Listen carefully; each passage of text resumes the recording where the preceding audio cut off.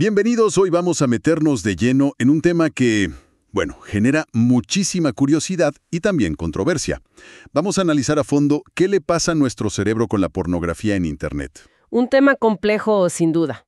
Sí, y para guiar esta exploración nos vamos a basar en el libro Your Brain on Porn, de Gary Wilson. Es un texto fascinante porque mezcla miles de testimonios personales con un montón de estudios de neurociencia. Ajá. La idea es desempacar lo que dice el libro sobre cómo la tecnología ha creado un estímulo, completamente nuevo. Ver qué síntomas cuenta la gente que experimenta y, lo más importante, cuál es la ciencia que podría estar detrás de todo. Exacto. Y creo que para empezar hay que dejar muy clara la premisa central del libro. A ver, Que la pornografía de Internet de alta velocidad no es simplemente más de lo mismo. Es algo radicalmente distinto, tanto en cantidad como en calidad, a lo que existía antes. ¿ok? Y para entender esa diferencia, hay un concepto que va a ser nuestro hilo conductor: la neuroplasticidad. La idea de que el cerebro cambia. Justo. La idea de que el cerebro no es una roca, sino que es más como arcilla. Se moldea, crea y deshace conexiones constantemente con nuestras experiencias. Entonces, la gran pregunta del libro es: ¿cómo moldea esta experiencia tan intensa al cerebro? Me gusta esa analogía de la arcilla, y fíjate que, según el libro, esta conversación no la empezaron los científicos en un laboratorio. No, para nada. La empezó gente común y corriente en foros de Internet. Habla mucho de comunidades en Reddit como NoFap, donde a principios de los 2000 un montón de usuarios. Muchos de ellos programadores, ¿no? Gente con acceso temprano a Internet rápido. Exacto. Ellos empezaron a conectar los puntos. Se daban cuenta de que compartían experiencias muy extrañas. Disfunción eréctil con sus parejas, eyaculación que tardaba una eternidad, o de repente ya no sentirse atraídos por personas reales. Hay una frase de un usuario que el libro cita y que es brutalmente clara. ¿Cuál? Decía algo como: años viendo revistas, cero problemas. Unos pocos meses con porno online, totalmente enganchado. ¡Wow! ¡Qué directo! Esa frase resume a la perfección el salto cualitativo del que hablábamos. Claro, porque uno podría pensar, porno es porno. ¿Qué cambió tanto? Lo que cambió, y el libro lo marca como un antes y un después, fue la llegada de los tube sites, por allá por 2006. Los sitios de streaming. E infinitos. Piensa en el contraste.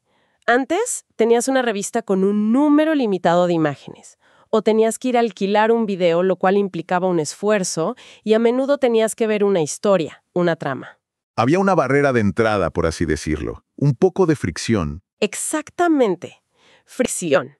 Ahora esa fricción ha desaparecido por completo. Tienes novedad infinita a un solo clic, en privado, al instante y sin ninguna historia. Son clips que van directo al grano. Directo al clímax, a lo más explícito. De hecho, el libro menciona una investigación alemana muy interesante que encontró que los problemas reportados no se correlacionaban tanto con las horas de consumo. ¿Ah, no? ¿Entonces con qué? Con la variedad, con el número de pestañas que los usuarios tenían abiertas al mismo tiempo. Es la analogía del buffet que usa el autor, ¿verdad? Justo esa. Si te ponen un solo plato delante, por más que te guste, en algún momento te sacias. Pero en un buffet con 50 opciones distintas, sigues picando un poco de aquí y un poco de allá y, bueno, terminas comiendo muchísimo más. Es la analogía perfecta.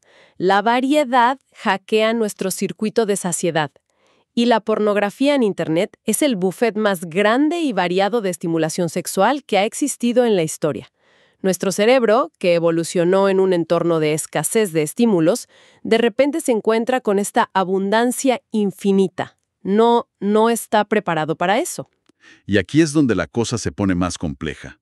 Porque los síntomas que la gente reportaba en estos foros y que el libro recopila no eran solo sexuales. No, para nada. Obviamente, esa es la parte más visible. La disfunción eréctil, la eyaculación retardada, la anorgasmia con parejas. Y también una escalada en el tipo de contenido. Mucha gente reportaba necesitar fetiches cada vez más extremos o extraños para poder excitarse. Sí. A veces incluso fetiches que no encajaban para nada con su orientación sexual en la vida real. Como si el cerebro necesitara un shock cada vez mayor. Exacto. Pero lo que a mí me voló la cabeza del libro es la otra lista de síntomas, los que parecen no tener conexión. Los usuarios contaban que al dejar el consumo, de repente mejoraba su ansiedad social, que podían mantener el contacto visual.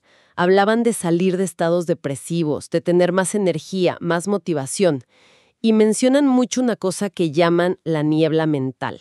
La brain fog. Esa misma. Sí. Esa sensación de no poder concentrarse, de tener la mente espesa, es un síntoma increíblemente común en los testimonios. Y al dejar el consumo, ¿qué pasaba? Reportan una claridad mental que no recordaban tener. Todo esto sumado a una mejora general de la autoestima.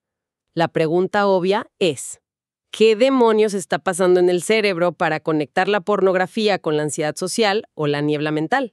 Esa es la pregunta del millón. ¿Qué dice la neurociencia que cita el libro? Pues, la pieza clave del rompecabezas parece ser la dopamina. Pero aquí es fundamental corregir un malentendido popular. A ver. La dopamina no es la molécula del placer. Es, mejor dicho, la molécula de la anticipación, de la búsqueda, del deseo. Es el motor que nos impulsa a buscar cosas que nuestro cerebro cree que son importantes para la supervivencia. ¿Ok?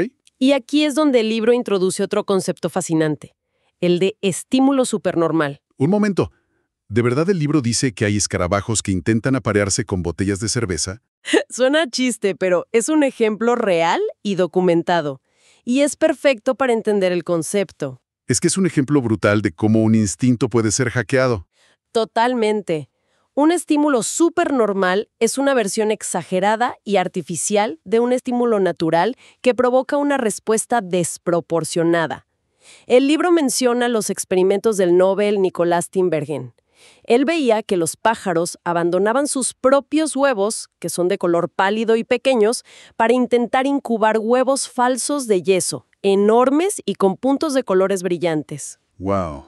Y sí, los escarabajos joya machos ignoran a las hembras reales para intentar copular con botellas de cerveza porque el color marrón, el brillo y los hoyuelos del vidrio imitan a una hembra gigante e irresistible. ¿Sus cerebros son engañados? Exacto, por una versión mejorada de la realidad. ¿Y la pornografía en Internet sería nuestra botella de cerveza? Precisamente. Ofrece una corriente infinita de parejas nuevas, escenarios físicamente imposibles, ángulos de cámara irreales, una intensidad que la interacción sexual real, con sus imperfecciones y su ritmo, difícilmente puede igualar. Y eso provoca picos de dopamina mucho más altos. Mucho más altos y frecuentes de lo normal. Y el cerebro, que es una máquina de aprender, empieza a registrar. Esto artificial es mucho más importante y gratificante que lo real. Ok, esto es clave. El libro no solo dice, esto es malo, sino que propone mecanismos biológicos concretos de cómo el cerebro se adapta. Menciona principalmente dos, ¿no? Sí, condicionamiento y adicción. Empecemos por el primero. ¿Cómo funciona ese condicionamiento a nivel cerebral?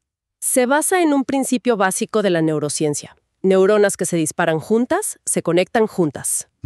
Y repetidamente asocias la máxima excitación sexual y el orgasmo con un conjunto de estímulos muy específicos, una pantalla, un clic, la novedad constante, un fetiche, el cerebro crea una autopista neuronal. Entonces, ¿la excitación? La excitación deja de estar asociada a una pareja, a la intimidad, al afecto, y pasa a estar condicionada a esos estímulos artificiales. Y el libro hace mucho hincapié en que el cerebro adolescente es especialmente vulnerable a esto, ¿verdad? Totalmente, porque es un cerebro que es pura plasticidad, está en pleno proceso de construcción y aprendizaje sobre la sexualidad. Las primeras experiencias, sean reales o virtuales, dejan una huella muy profunda. El libro sugiere que condicionar ese aprendizaje a una pantalla puede tener consecuencias a largo plazo. Entendido. Y el segundo mecanismo de adaptación que describe es directamente el modelo de la adicción. Y aquí no inventan nada nuevo. Simplemente aplica el modelo estándar de las 3 C. Craving. Craving, que es el deseo o ansia incontrolable. Pérdida de control, o sea, consumir más de lo que se quiere. Y seguir a pesar de las consecuencias negativas. Pero, ¿qué pasa físicamente en el cerebro? ¿Qué cambia en esa arcilla de la que hablábamos al principio? El libro, basándose en la literatura sobre adicciones, describe 3 cambios fundamentales. El primero es la desensibilización. Ok. El cerebro, para protegerse de ese tsunami constante de dopamina, empieza a apagar sus receptores.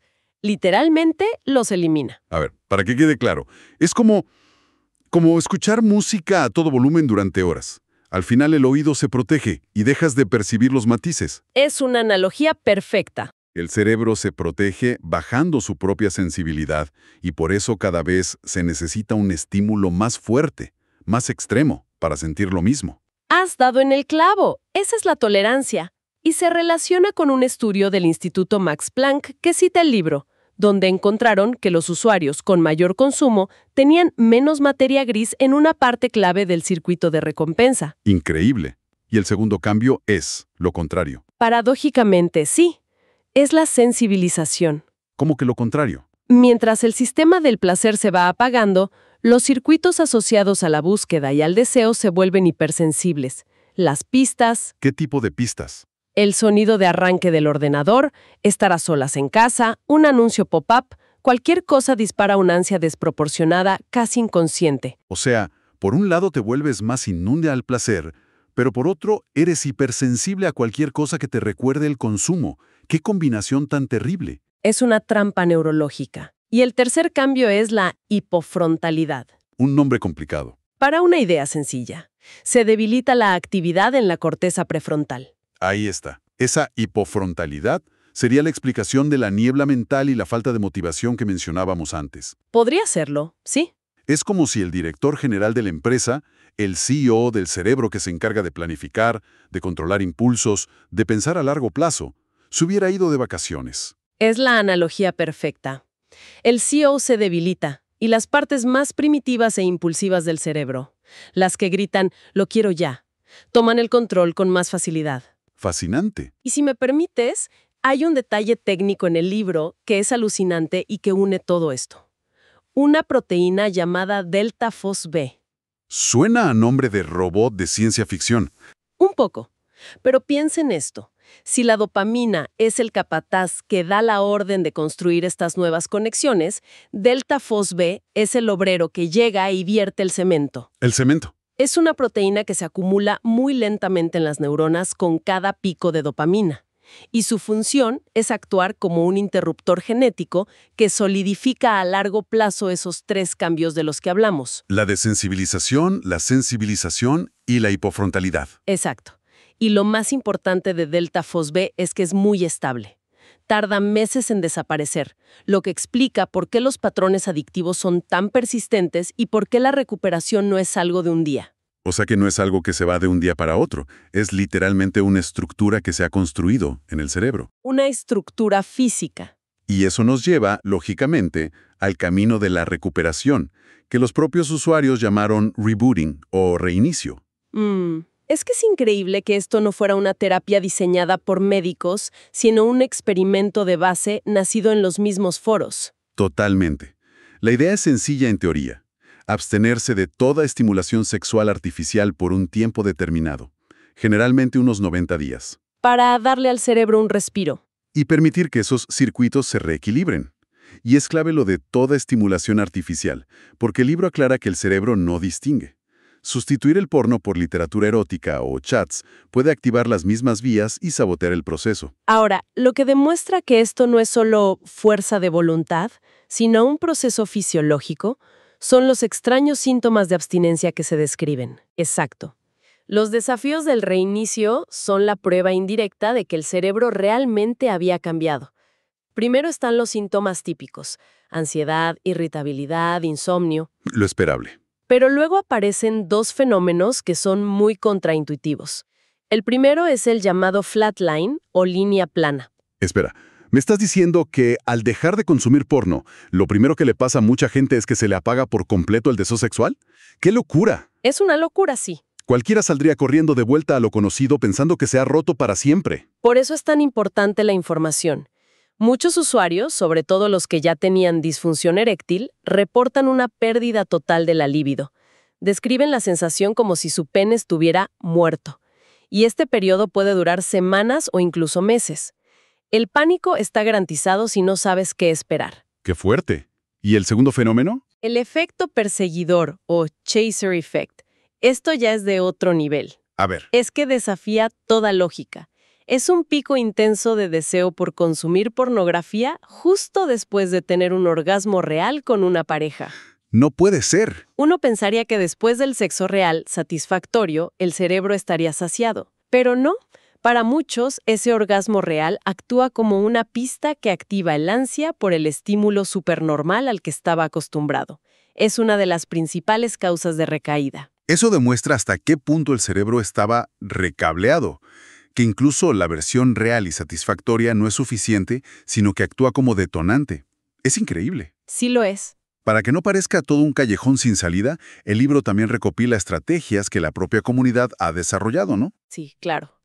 Y son cosas muy prácticas, desde lo más obvio, como usar bloqueadores de contenido, hasta cambiar el entorno físico para romper asociaciones, como sacar el ordenador del dormitorio. Pequeños cambios. Pequeños pero poderosos. También se habla mucho del ejercicio físico como un regulador natural del estado de ánimo. Y por encima de todo, el poder de la comunidad. Sentir que no eres el único que pasa por el flatline o el efecto perseguidor parece ser fundamental. Entonces, si tuviéramos que empaquetar la idea central de todo este análisis, ¿cuál sería? Yo diría que el mensaje del libro es que la pornografía en Internet, por su diseño tecnológico, novedad infinita, intensidad, accesibilidad, no es un entretenimiento pasivo. Es un estímulo potentísimo. Con la capacidad de inducir cambios. Cambios físicos y funcionales en el cerebro, basándose en los principios de la neuroplasticidad, y que esos cambios pueden explicar la enorme variedad de síntomas, tanto sexuales como emocionales, que miles de personas están intentando entender y revertir. Y para terminar, el libro lanza una reflexión final que te deja pensando. Hace un paralelismo con la historia del tabaco. Sí, y es muy potente. Nos recuerda que durante décadas la evidencia anecdótica de miles de fumadores chocaba con una negación cultural y, por supuesto, industrial. Se decía que fumar era un simple hábito inofensivo. Exacto. Hoy esa idea nos parece ridícula. Da un poco de vértigo pensarlo. Lo que hoy es un debate en foros de Internet, mañana podría ser un consenso de salud pública. Exactamente. Y eso nos deja con una pregunta que va mucho más allá del porno. En un mundo donde la tecnología es cada vez más experta en crear estímulos supernormales para nuestros cerebros, que siguen siendo los mismos que hace miles de años. Desde la comida chatarra hasta el scroll infinito de las redes sociales. Exacto. La pregunta es doble. Por un lado, ¿qué significa para nosotros como individuos tomar decisiones conscientes sobre lo que consumimos y cómo afecta nuestra mente? Y por otro, ¿qué responsabilidad tenemos como sociedad de educar, sobre todo a los más jóvenes, acerca de la neurociencia de estos nuevos y poderosos estímulos que están remodelando nuestras vidas de maneras que apenas empezamos a comprender?